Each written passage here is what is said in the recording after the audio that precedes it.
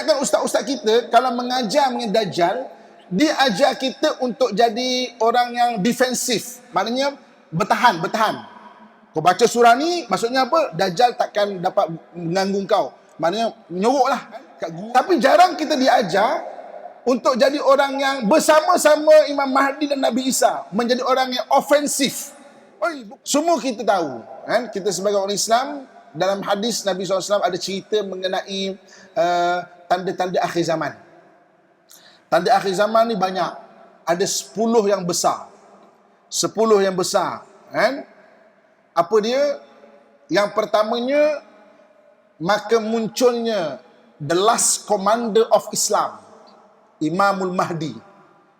Last commander of Islam, Imamul Mahdi, kan? Iaitu orang yang pemimpin yang diberi petunjuk. Mahdi ni diberi hidayah. Tuan-tuan sekalian, hidayah ni benda apa? Hidayah ni benda apa? Tuan tak pergi haji lagi ke? Tak dapat hidayah lagi lah. Hidayah ni benda apa? Hidayah ni adalah bantuan Allah untuk kita membuat keputusan hidup. Bantuan Allah untuk kita membuat keputusan hidup sesuai dengan keredaan Allah. Itu hidayah. Tuan-tuan, hidup adalah keputusan. Kita tak boleh hidup tanpa keputusan. Orang yang lemah dalam hidup dia, orang yang tak boleh buat keputusan hidup. Lepas tu kalau saya ceramah, terutamanya bagi orang lelaki, jangan malas buat keputusan. Kadang-kadang kita rasa macam simple. Abang nak makan apa bang? Apa-apalah. Abang pakai baju apa bang? Apa-apalah. Bang, cuti sekolah ni kita nak pergi mana? Mana-manalah.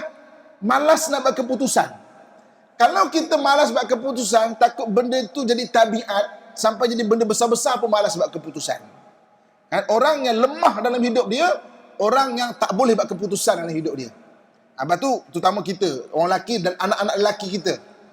Jangan kita biasakan macam malas buat keputusan, malas nak fikir, jangan. Bang, minum apa bang? Hari ni minum kopi lah. Abang pakai baju apa? Ambilkan baju yang warna hitam tu, contoh. Bang, cuti ni nak ke mana? Kita tak ada idea. Awak agak-agak nak ke mana? Pergi Tioman boleh tak bang? Fikir, konon-konon. Walaupun konon-konon fikir, Tioman boleh juga tu, pada tak ada idea. Tapi jangan apa-apalah, mana-manalah. Sebab kita melatih diri kita lemah. Orang yang lemah dalam hidup dia, orang tak boleh buat keputusan dalam hidup dia. Tapi orang yang rugi, orang yang tersilap buat keputusan. Sebab tu dalam Islam, membuat keputusan benda penting. Kita diajar, spesifik. Kalau pening sangat pun, istikharah ataupun mesyuarat, bincang untuk dapatkan keputusan. Itu. Jadi Imamul Mahdi, satu pemimpin yang diberi hidayah, maknanya keputusan dia tu dibantu oleh Allah Subhanahu Wa Taala. Cumanya kita kena fahamlah keputusan apa maksud hidayah tu. Jadi maknanya kita kan minta hidayah pada Allah pada setiap solat kita kan. Ihdinas siratal mustaqim, ihdinas siratal mustaqim tu apa tu? Ya Allah, bantulah aku, hidayahkan aku dalam buat keputusan hidup kita ni. Okey. Jadi akhir zaman dia ada tanda-tanda. Pertama akan keluarnya Imam Mahdi, the last commander of Islam. Dia akan memimpin umat Islam nanti. Kemudian zaman kemuncak bagi Islam, tiba-tiba keluar satu makhluk aneh. Makhluk aneh ni pernah ditemui oleh satu orang sahabat bernama Sayyidina Tamim Ad-Dari. Tuan-tuan sekalian, Mekah ni kalau pergi ke arah bahagian laut lebih kurang 200 km, dia ada satu tempat bernama Yambung. Saya kalau bawa pergi umrah, siapa diver, penyelam kan, pergi Madinah dulu, saya akan cakap, okay, siapa yang nak ikut saya pergi diving dekat Yambung? Kita pergi diving kat Yambung. Yambung ni tempat pertama Tamim Ad-Dari berlayar. Dia golongan nelayan. Jadi dia berlayar, heading dia, arah dia ke arah timur. Ke arah timur mana? Belah-belah kita lah. Belah-belah kita. Dan dia sesat selama 30 hari. Lost dia punya heading, direction, koordinat dia hilang, tak tahu ke mana. Dan tiba-tiba dalam keadaan berlayar tu, tuan-tuan sekalian, bekalan air ni, paling susah ni bekalan air bersih ni. Sebab air laut kita tak boleh minum. Dia ada garam. Garam ni dia akan pegang air dalam badan. Makin minum makin haus, makin minum makin haus. Lama-lama badan akan bloated. Dia boleh mudarat kat badan kita. Jadi bekalan air bersih ni habis. Jadi panik dan terdampar di pulau. Jumpa pulau, lega sebab dapat bekal air bersih. Sampai di pulau tu pelik sikit. Dia jumpa satu binatang bernama Jassasah. Binatang besar, berbulu-bulu, mengikut hadis daripada Tamim Ad-Dari, berbulu-bulu. Kemudian tiba-tiba bercakap dengan bahasa yang boleh difahami. Kau ni siapa? Kami daripada tanah Arab. Dia bawanya grup Tamim Ad-Dari ni masuk ke gua, jumpa satu orang yang sedang dirantai, badannya besar. Dia memperkenalkan dirinya sebagai Dajjal. Kemudian tuan-tuan sekalian, dia berbicara, adakah Nabi akhir zaman dah mengisytiharkan dirinya? Ada. Waktu Tamim Ad-Dari belum Islam lagi. Ada satu orang, dia kata dia Nabi. Kemudian Tamim Ad-Dari, Dajjal tanya soalan kedua. Adakah pokok-pokok kurma di Bisan telah subur? Bisan ni satu tempat di Palestin, tuan-tuan sekalian. Kalau dalam bahasa Yahudi ni Bit Syi'an. Bit Syi'an ni tempat, kalau sekarang tuan-tuan sekalian, pokok-pokok tamar subur-subur. Kalau cerita mengenai tamar daripada Palestin, daripada Bishan yang besar-besar tu. Dajjal pernah tanya, adakah tamar di Bishan telah tumbuh? Ada, waktu tu, tapi tak subur sangatlah. Sekarang tuan-tuan sekalian, jadi industri di Bishan tu. Soalan ketiga, adakah Tasik Galili telah surut airnya? Okey je tuan-tuan sekalian. Sekarang Tasik Galili tu 1 tahun 1 meter. 1 tahun 1 meter. Dalamnya tinggal 50 meter. Kalau konsisten 1 meter 50 tahun lagi. Kalau tiba-tiba ekstrim 1 tahun 2 meter mungkin 25 tahun. Mungkin 10 tahun. Kalau mungkin sikit-sikit makin sikit, mungkin panjang lagi lah. Wallahu a'lam. Maka dia memperkenalkan diri Dajjal. Kemudian balik, jumpa heading balik ke tanah Arab. Satu soalan, heading ke timur, bahagian Thousand Island, kepulauan yang banyak, belah mana tuan-tuan sekalian? Belah mana? Heading timur laut, bahagian Thousand Island ni bahagian mana tuan-tuan sekalian? 2 tempat je. Kalau tak Maldives, belah-belah kita ni. Wallahu alam Tapi heading timur. Wallahu alam. Dan orang Yahudi juga percaya bahawa dia punya Masayah ni penyelamat dia lah, akan keluar daripada timur. Orang Yahudi juga percaya akan keluar tu daripada timur. Jadi di timur ni ada 2 benda yang akan bangkit besok.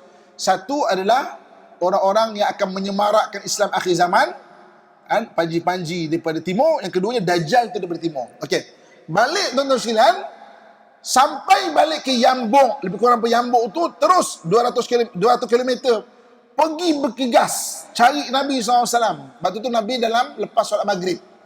Sampai dia tengah cerita mana Muhammad. Dia bicara mengenai Dajjal. Maka itu yang Nabi banyak hadis-hadis kita jumpa kerana soal jawab Tamim Ad-Dari dengan Rasulullah SAW. Nabi sebut mengenai macam mana nak selamat dengan Dajjal dan sebagainya. Okey. Itu yang ketika zaman Sayyidina Umar radhiyallahu anhu wa arda, Tamim Ad-Dari waktu Sayyidina Umar berjaya tawan Baitul Maqdis, maka dia minta, boleh tak minta tanah sekitar Baitul Maqdis. Sayyidina Umar kata apa?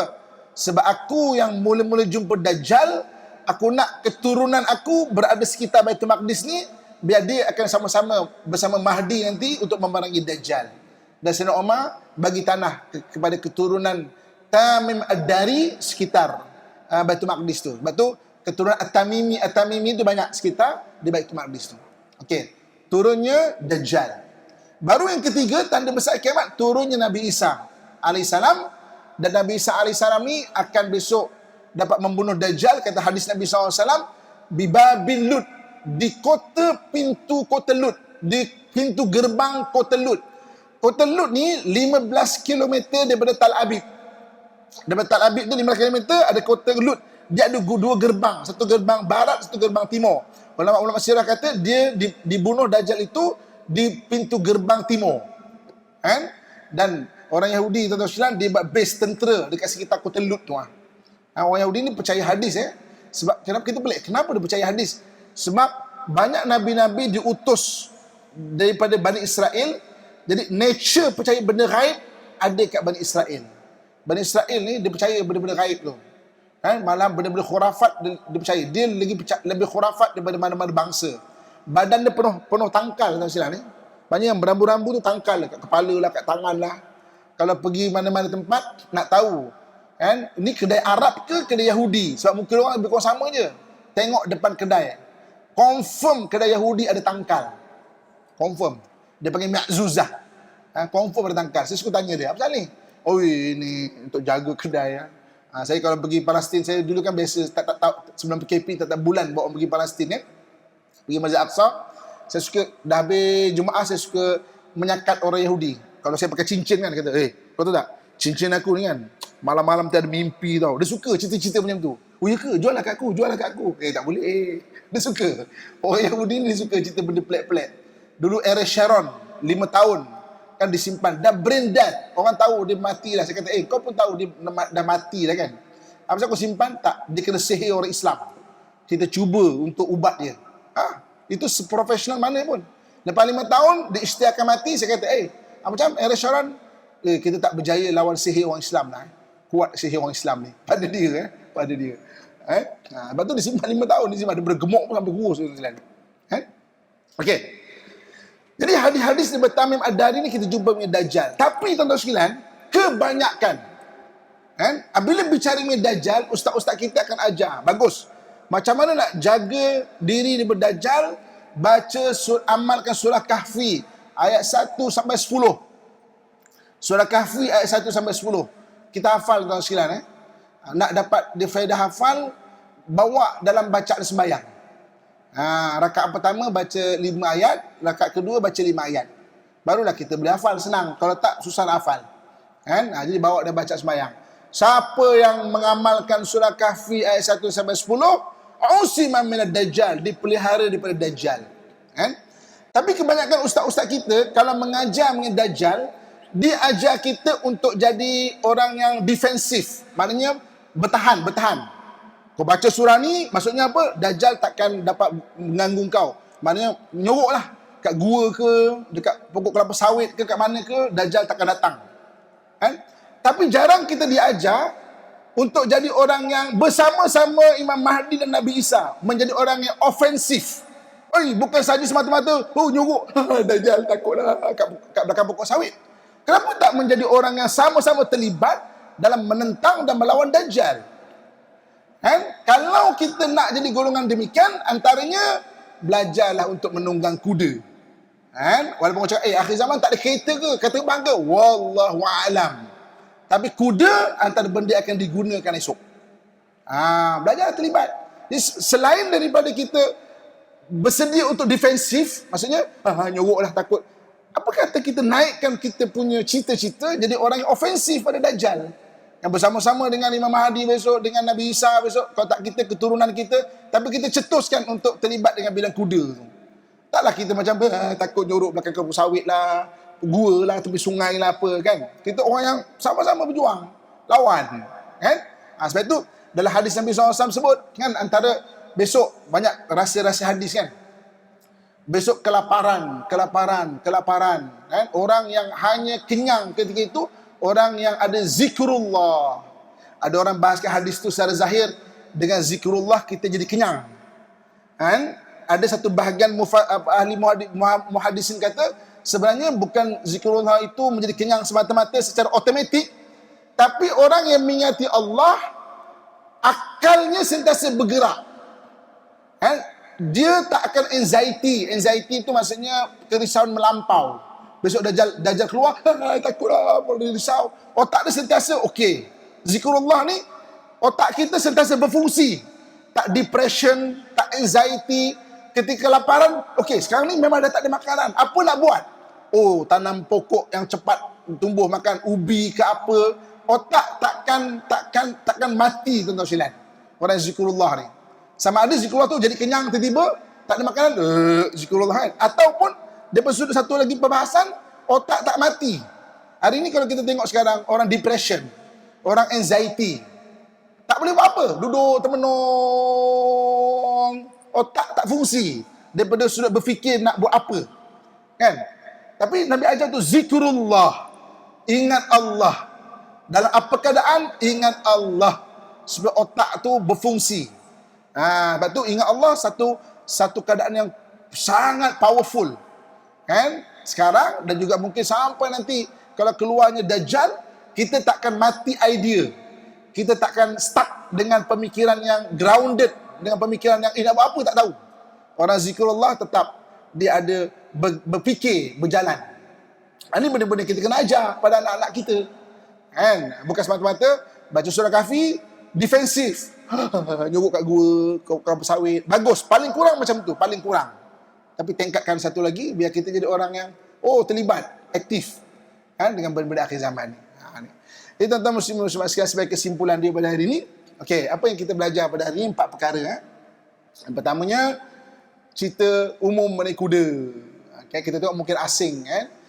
Kalau kita tengok mungkin asing, tapi sama juga 570 Masihi ketika zaman Nabi SAW lahir, kuda juga asing bagi orang Arab sebenarnya. Dia bukan benda yang biasa. Kan? Tapi sebab hadis Nabi, mereka jadi biasa dengan kuda. Yang keduanya apa? Yang keduanya terlibatlah dengan aktiviti kuda.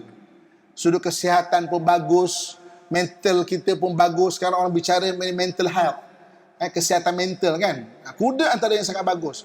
Bukan saja mental health, orang anxiety, orang depression, orang bipolar, orang OCD dan sebagainya, tuan-tuan sekalian. Tapi hatta, cuba boleh tambahkan bacaan kita dekat research tu, hatta budak-budak autism pun bagus. Budak autism kan pun bagus dengan berkuda. Memanah berkuda, berenang, antara treatment yang bagus. Kan? Apatah lagi setakat sekadar kita anxiety ni. Kan? Jadi terlibat dengan aktiviti berkuda. Yang ketiga, kalau dapat, belalah kuda untuk keberkatan hidup kita, dan Allah jamin supaya kita punya rezeki dan sebagainya. Dan paling bagus, yang keempat, tingkatkan. Membela kuda dengan niat fi sabilillah. Bersedialah untuk maknanya fi sabilillah tu kan. Itu lagi yang bagus lah, yang keempat itu. Dan saya dah ceritakan mengenai adik-adik akhir zaman, apa yang akan berlaku pada akhir zaman.